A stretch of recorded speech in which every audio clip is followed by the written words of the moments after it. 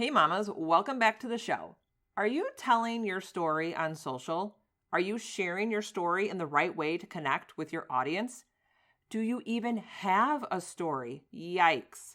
Okay, don't freak out because my amazing guest and fellow mompreneur is here to give you all the tips and strategies to help you craft your story, share it, and connect with your audience because remember, that's our goal on social. Michelle Knight is a mother, wife, world traveler, and storyteller. She is the founder and CEO of brandmary.com, where she supports entrepreneurs as a personal branding and marketing consultant. She helps entrepreneurs brand themselves online, market their mission, and build more revenue and impact. You are going to love this episode.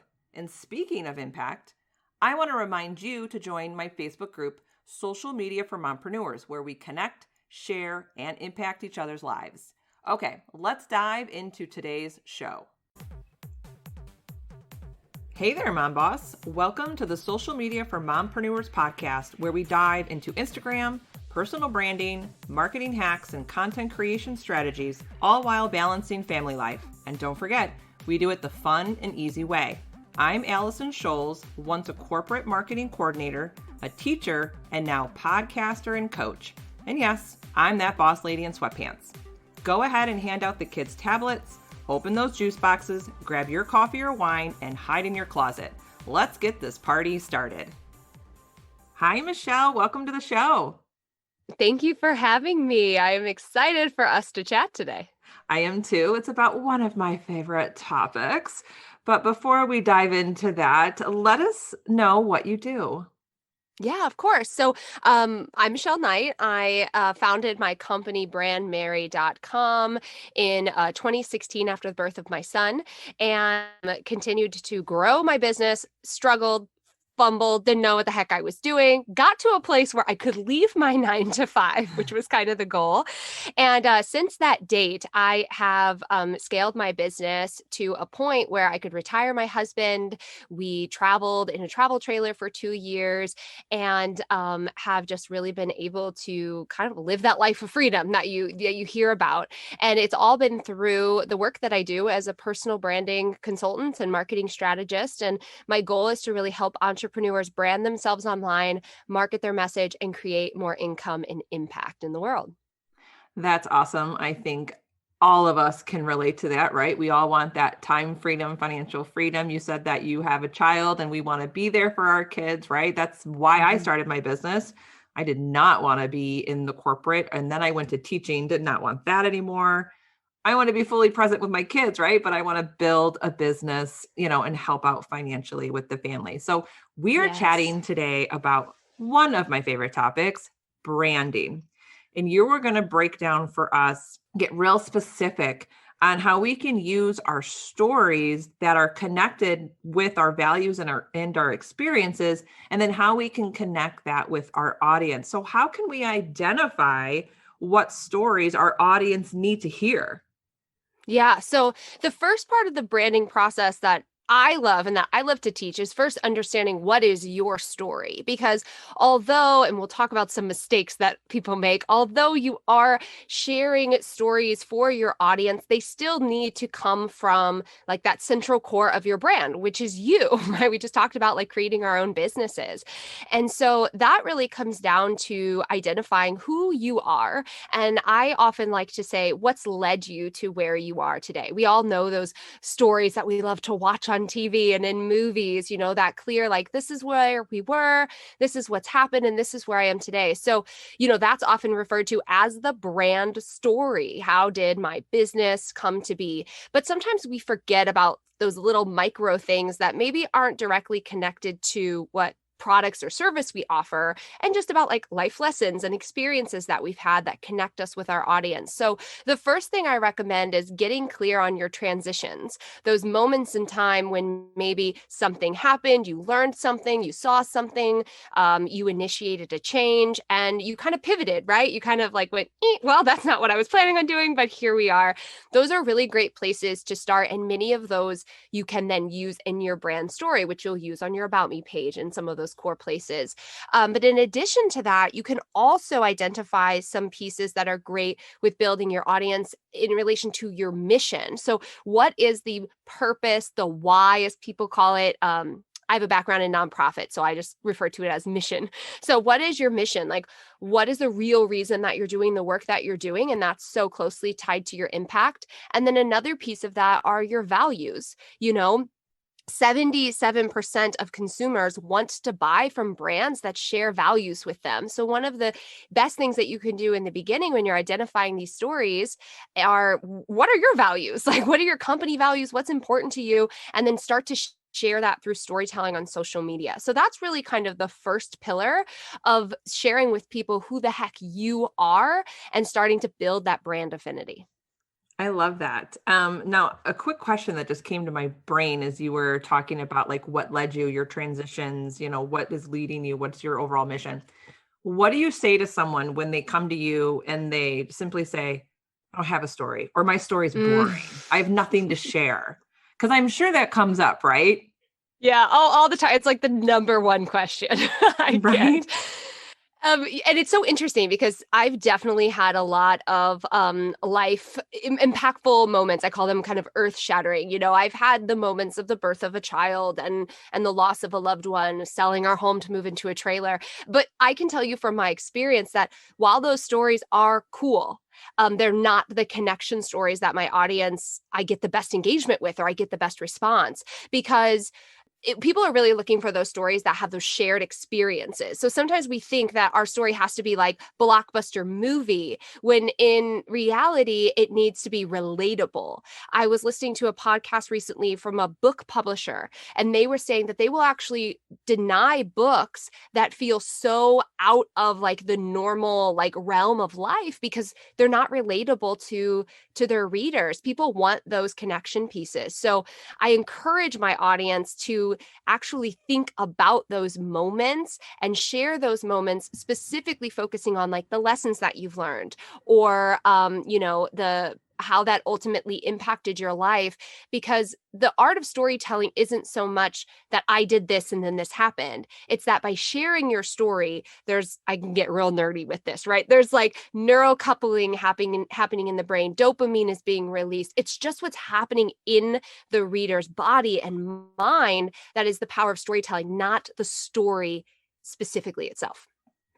I'm so glad that you said that and clarified that, because a lot of people on Instagram will come to me and they're like, well, I don't know how to elevate my brand on Instagram so people will come to me. And I always say, well, back up a bit. I go, why do you want to be like so-and-so? Why do you want to put yourself up on a pedestal? And I said, because the trend is on Instagram, people are smart. They don't want to follow those influencers or those celebrity type influencers. I go, they are following people who mirror their life experiences. And we can do that through brand storytelling, right? Yeah. And I love what you said specifically too. Like, I think sometimes as consumers and just scrollers of the internet, we see people, especially like influencers, things like that, that are feel a little unattainable, right? But we're business owners over here, right? Like we are creating revenue generating businesses.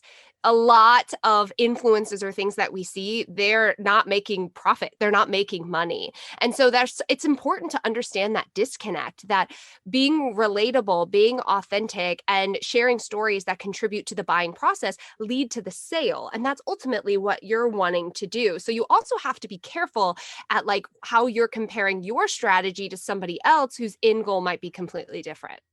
And I think we have to ask ourselves the question, do we really want the life they have? Like, it's Yeah, easy right. to get influenced, right? But then when you sit back and go, do I really want to do that? Is that Yeah. how my weekends are going to look? Like, no, there is a disconnect. So I'm so glad that you clarified that. Now, are there any like mistakes that you see entrepreneurs doing when they try to share or tell their brand story on, Facebook, through their email list, on Instagram? Oh yeah. I mean, I think the number one, and this is I'm gonna have to explain this one because this always throws people off.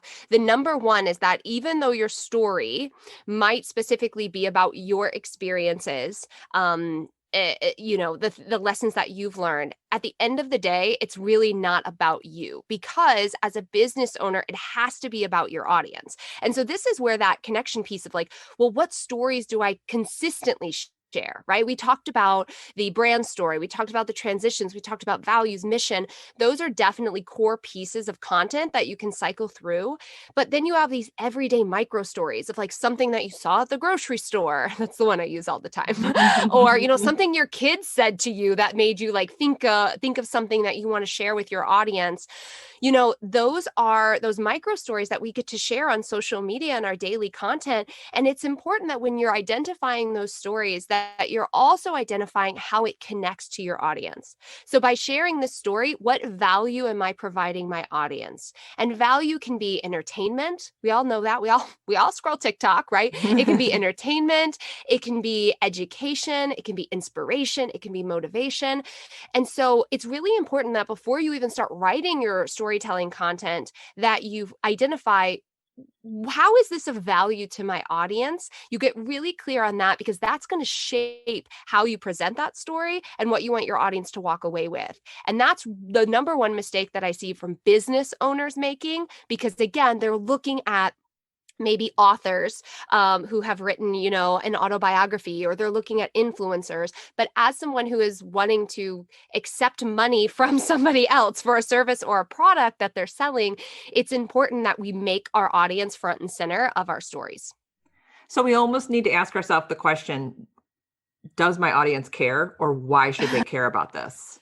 Yes, Right. exactly. Yeah. Okay. Exactly. And then that comes back to like one of the key pieces of the branding process, which is you got to know your audience. Like we didn't talk about that, but that should just be across the board. Like Right. ideal customer research is key. And when you do it, then you understand, what are the struggles? What are the pains that my audience is experiencing? What's the problem that I'm solving? What does my audience want? What's standing in their way? That information will help you choose the stories to share that are going to impact your audience at the highest level.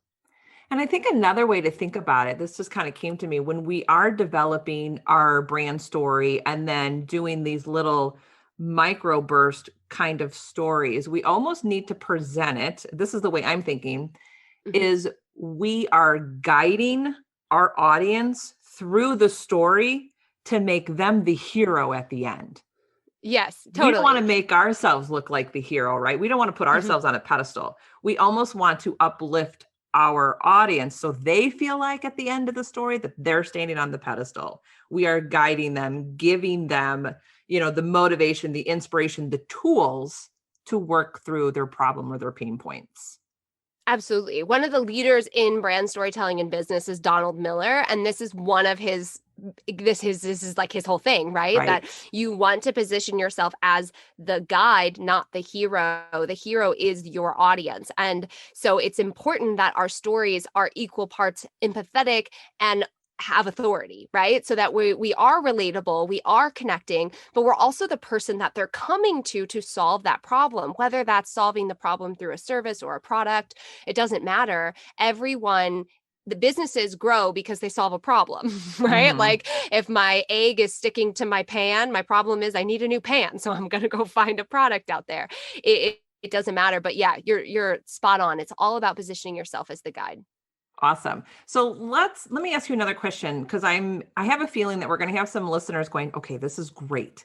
I need to tell my brand story in these micro stories, but then they might sit there and they might just stare at their computer. So do you think it's a good idea, not when you want to post, not when you want to write your email, but at a separate time when you're relaxed and you're focused, to just brain dump a few stories, the stories that you have that mean a lot to you, like your earth-shattering stories, your what led you, your transitions, just brain dump them, and then maybe have little micro stories underneath them and just have them filed away and ready to pull when you need them. Like, I'm kind of wondering, like, what kind of process would you advise our listeners to go through?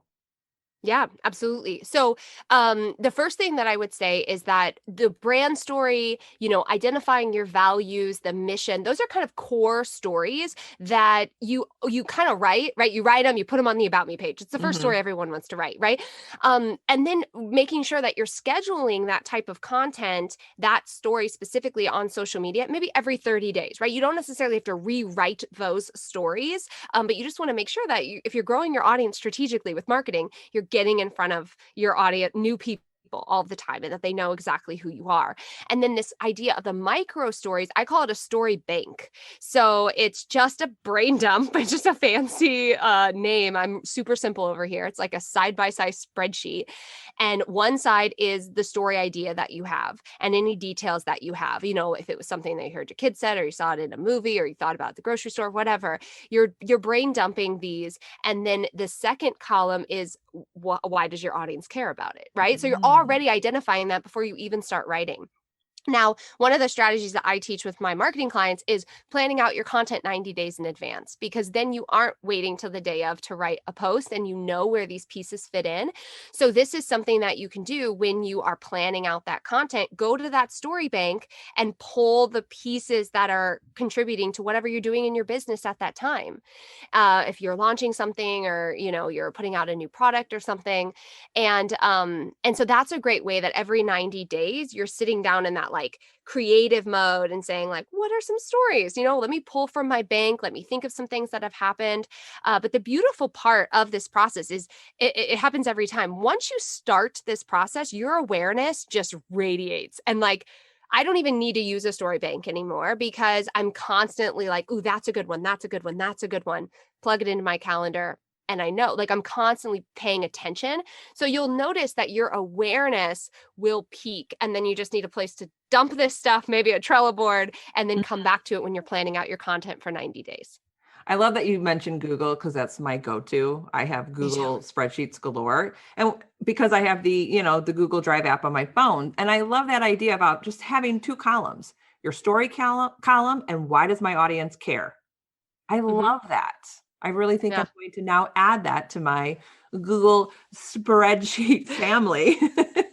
We have so many spreadsheets in my business, but you bring up such a good point that like it's accessible everywhere. And that's what I really encourage my clients, that like these moments are going to be happening throughout your life. And again, your awareness is going to be peaking. Have something to support you, have a system in place to support you. So if you're at the park with your kiddo, you can just pop that in the spreadsheet on your phone, and then you can circle back to it when you need to, and you're not like forgetting about it. I think that's getting, if I can't do it everywhere, Right.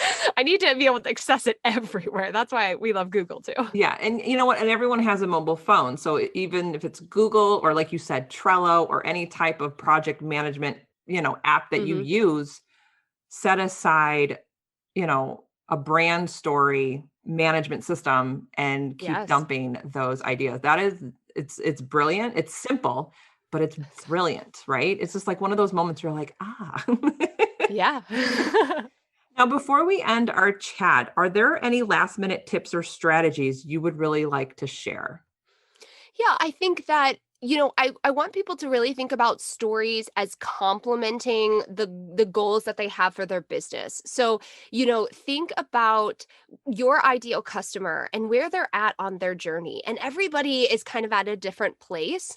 And so, when you're thinking of, let's say you're getting ready to sell a course or something, think about the content that you're creating to sell, the educational content, things like that, and how story can enhance that content. Because I find when it's like time to sell, that everyone stops talking about stories. They're just like, this is it, and this is how it'll help you. And those are important pieces. But we know that storytelling improves content, and that when you incorporate storytelling, your content is 22 times more likely to be remembered. And so, even just a single sentence in an email where you're selling a product, or on social media, two sentences about, why you created that product and a problem that you saw, those can really, really help you sell. So think about how storytelling can really enhance your content overall in your business, and just, it makes marketing so much easier. Like it's just once people really start doing it, they're just like, wow, I'm getting more engagement. Wow, I'm getting more saves. I'm getting more DMs. And I'm like, of Right? course you are, because we as humans love reading stories and stories connect us. And that's really what it's about. We talked about this kind of in the beginning of like, it's about that connection piece. It's about that authenticity, especially on social media. Our audiences are craving that. And so you're really putting yourself ahead of the game, ahead of others in your industry when you're strategically using storytelling in your business. And I think it goes back to when you were talking about selling. People don't buy necessarily the product you have, they're buying the transformation. Uh-huh. They really don't Yeah. care if it's a course and it's got 7 modules and 18 bonuses. Like they want to know what's going to happen to them after it. So you're really telling the story of the transformation. Mm-hmm. You don't really, I Yeah. mean, you do have to talk about the product, but I get that. It's more about the transformation. So, Well, we buy based on we make decisions because of an emotional connection. There was a study done with eBay where a bunch of products were purchased for like $130, a bunch of small things like a paperweight. And then these scientists hired people to write stories about those different products. And like this paperweight that they bought for like $1, someone made up a story and it sold for $137. The product itself is not different than something you can get at the dollar store. In fact, that's where it came from. It was some sort of emotional connection that the consumer had with that story, and that's why they bought. And so that's what we want to remember, that it's not about, like you said, there are a million, like I sell branding course, right? You could go get a branding course anywhere, right. but like, why are people choosing me? It's because of that connection. It's because of the transformation and the benefit that I'm providing them. And it's because they feel like they know me and that I get them. And, that's one of the reasons that the second most read page on your website is the About Me page. People care. They care who is behind the brand. And again, we have to care about our audience. I think Yes. that is crucial as well. Mm-hmm. Well, Absolutely. Michelle, thank you so much. This was like a load of information, so informative. I loved our chat. So, where can our audience connect with you on social? Yeah, so I am hanging out on Instagram. It's Michelle Knight Co. And that's a group. I do weekly Mondays with Michelle episodes with branding and business tips every single Monday. I'm hanging out in stories. And then you can also check out brandmary.com for blogs and resources and all kinds of goodies as well. That's awesome. I'll make sure it's in the show notes. And thanks again. Thank you. Hi everyone, thank you for listening. If you liked today's cool episode, can you please leave a review on my mom's show? She will love that. And if you want some free stuff, head to bossladyinsweatpants.com. I hope you had a great day because you're awesome. Now, if you excuse me, it's time for popcorn and a movie. Bye.